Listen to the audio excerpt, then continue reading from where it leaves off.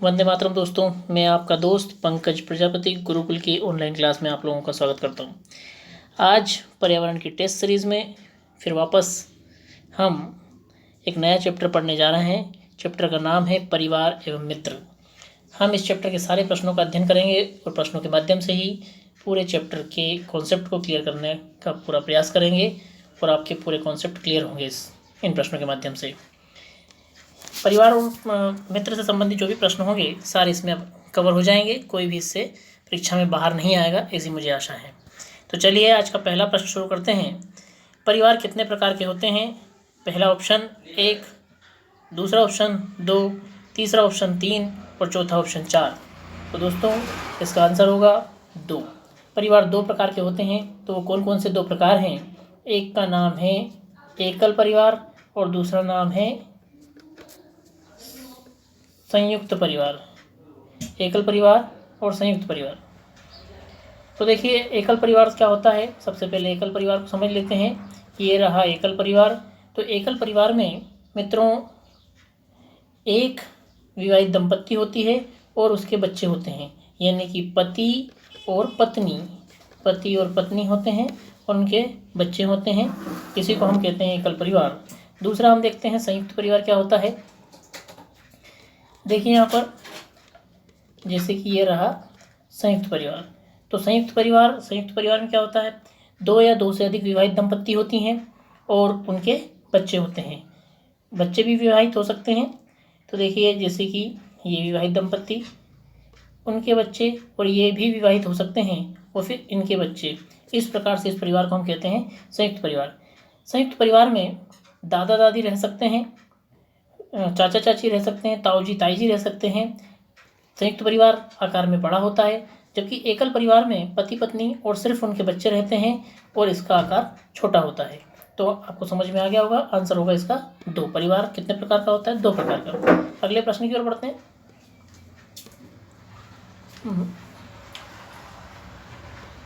एकल परिवार के अधिक प्रचलित होने के क्या कारण हैं? 1 जनसंख्या, दूसरा महंगाई, तीसरा कलह की संभावना, चौथा ये सभी। तो आंसर होगा दोस्तों सभी। जनसंख्या भी एक बड़ा कारण है, महंगाई भी एक बड़ा कारण है और घर में कलह भी एक बड़ा कारण है एकल परिवार का होना, क्योंकि परिवार बड़ा होता है तो कलह या लड़ाई झगड़े की संभावना अधिक होती है।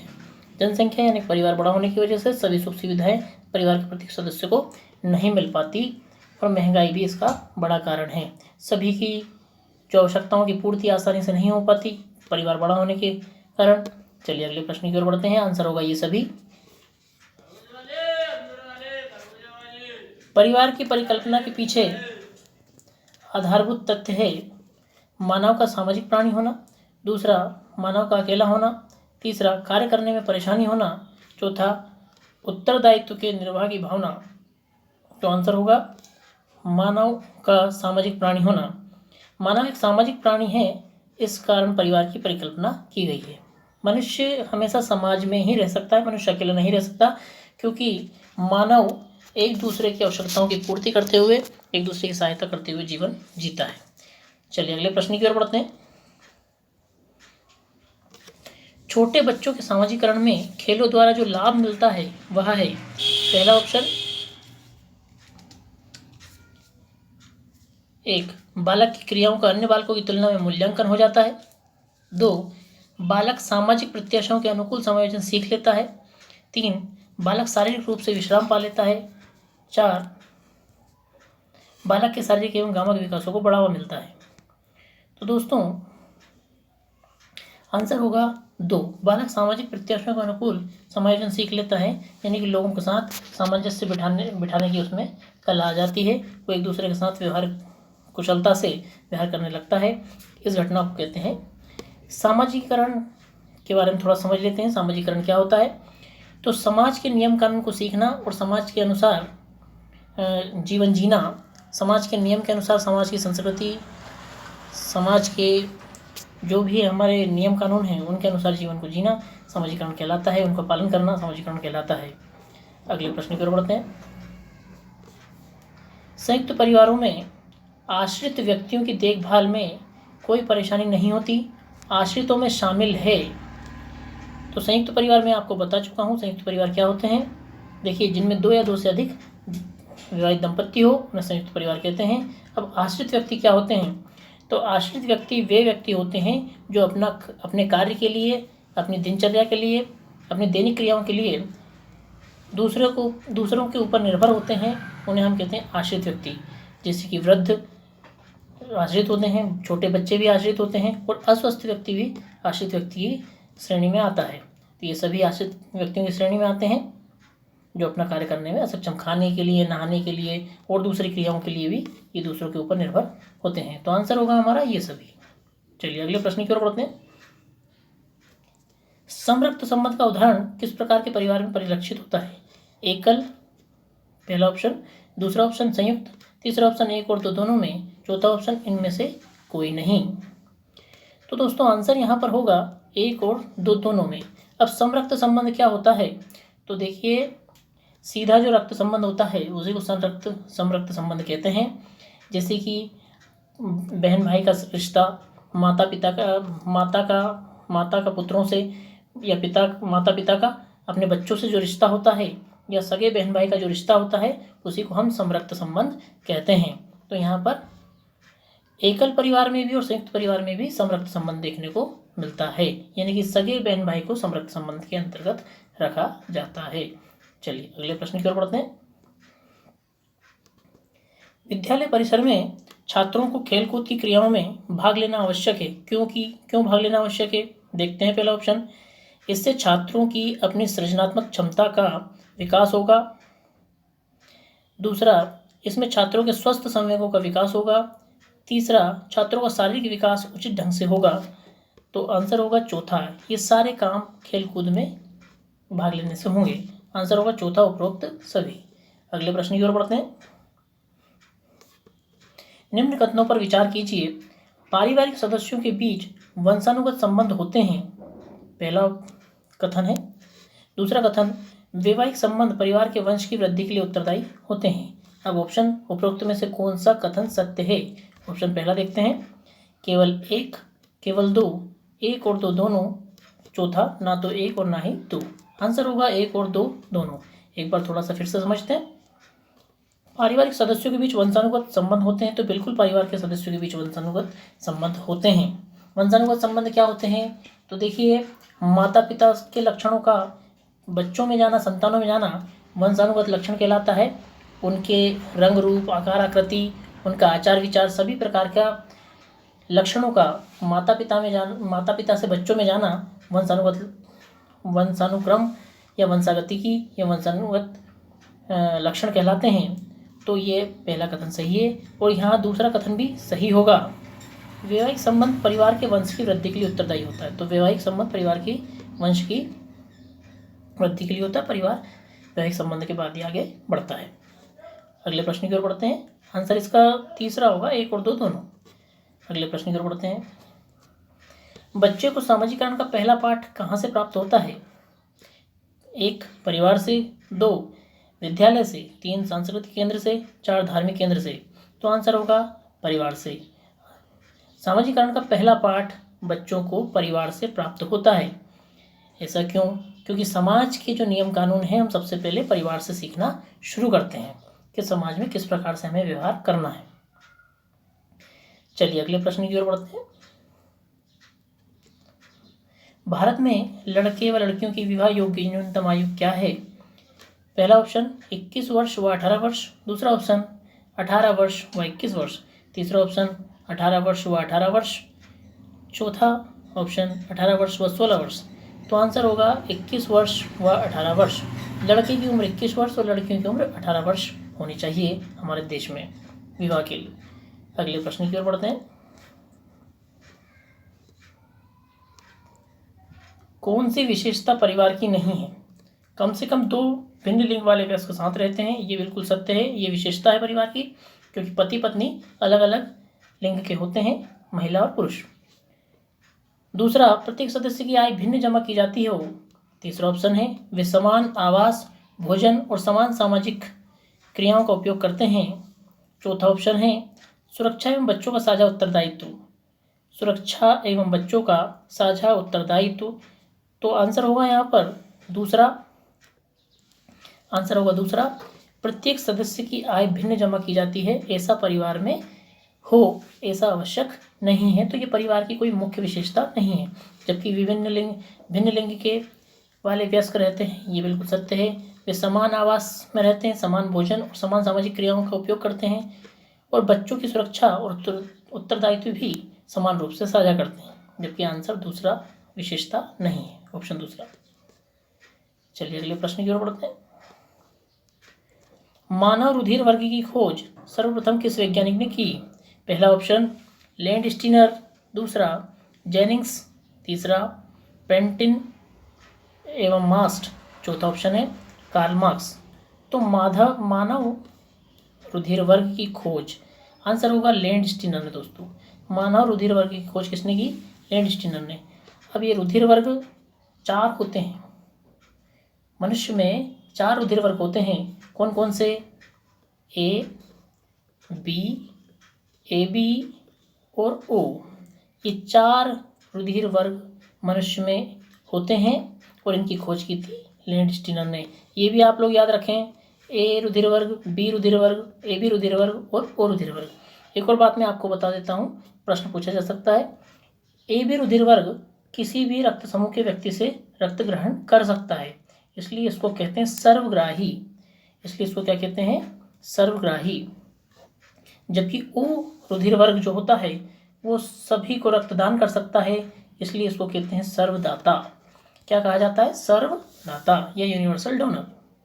चलिए अगले प्रश्न की ओर बढ़ते हैं। इसका जो आंसर हो जाएगा वो लैंडस्टीनर हो जाएगा। अगले प्रश्न को पढ़ें। निम्न में से कौन सा कथन सही है? ए, एकल परिवार में दहेज प्रथा सामान्य बात है। बी, एकल परिवार में बाल श्रम सामान्य बात है। सी, दहेज तथा बाल श्रम सामाजिक बुराइयां हैं। डी, दहेज तथा बाल श्रम शहरों में सामान्य बात है। आंसर होगा दहेज तथा बाल श्रम सामाजिक बुराइयां हैं, यही कथन सत्य है। चलिए अगले प्रश्न की ओर बढ़ेंगे। भारत में बाल विवाह निरोध अधिनियम किस वर्ष पारित किया गया था? पहला ऑप्शन 2006, 2008, 2011 या 1997। तो आंसर होगा 2006। भारत में बाल विवाह निरोध अधिनियम 2006 में पारित किया गया था। इस नियम के अनुसार छोटे बच्चों का विवाह करना निषेध है, या 18 वर्ष लड़की की और 21 वर्ष लड़के की उम्र नहीं हो तब तक उनका विवाह करना कानूनन अपराध है। उससे कम उम्र के बच्चों का विवाह करना कानूनन अपराध है। चलिए अगले प्रश्न की ओर बढ़ते हैं।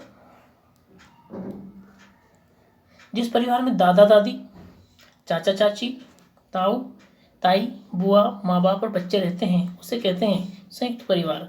आंसर ये संयुक्त परिवार की परिभाषा है जिसमें दादा दादी, चाचा चाची, ताऊ ताई, बुआ, माँ बाप, बच्चे रहते हैं, उसे हम कहते हैं संयुक्त परिवार।